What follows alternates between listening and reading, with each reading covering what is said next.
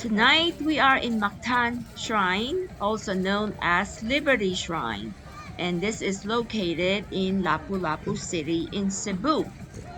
This site was established in 1969 during the Ferdinand Marcos regime.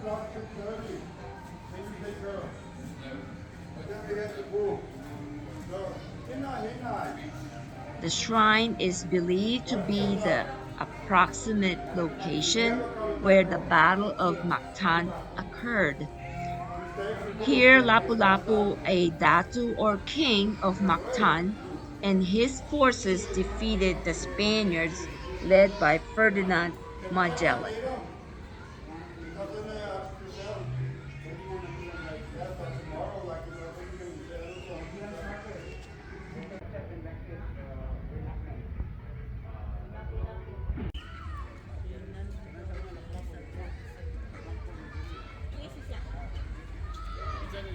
Pa daw dito dati, Janet. Dagat to dati dito.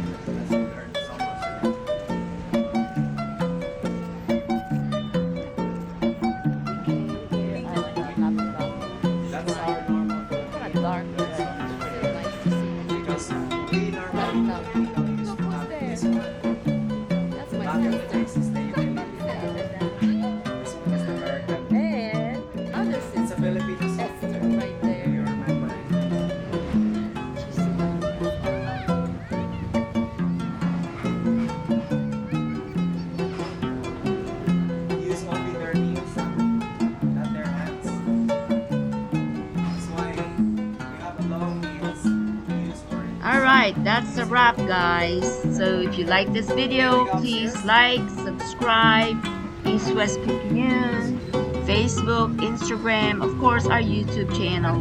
Please press that notification bell so you can be notified of any future videos that I publish. And until next time, bye!